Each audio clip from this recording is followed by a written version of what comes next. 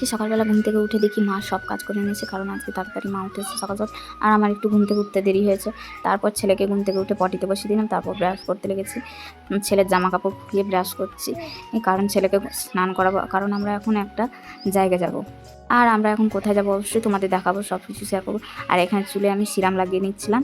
তো এত ভ্যাট বকবো না বন্ধুরা। তো তোমরা সবাই কেমন আছো অবশ্যই কমেন্টে জানিও। আর আমি খুব ভালোই আছি, আর দেখতেই পাচ্ছ ভালো আছি বলে সব কিছু করতে পারছি। তারপরে এখানে আলতা পরে নিয়েছিলাম। তো আমরা এখন যাব মন্দিরে।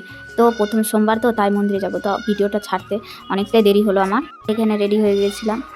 যাওয়ার সময় এত পরিমাণে বৃষ্টি হচ্ছিল, প্রচণ্ড পরিমাণে বৃষ্টি। আর দেখতেই পাচ্ছ কি সুন্দর লাগছে একদম দৃশ্যটা দেখতে, প্রচণ্ড ভালো লাগছে দৃশ্যটা দেখতে। চারিদিকে জল জল জল, আর চারিদিকে বৃষ্টি হচ্ছে। ওই জন্য আমরা ছাতা নিয়ে যাচ্ছি মন্দিরে।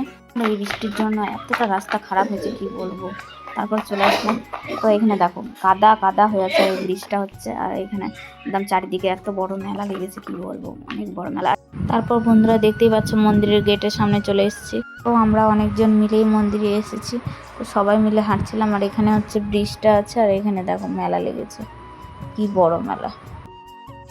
চলে এসেছিলাম এখানে বন্ধুরা। এটা হচ্ছে নরবরিয়া শিব মন্দির। তো শিব মন্দিরে পুজো দিতে এসেছিলাম।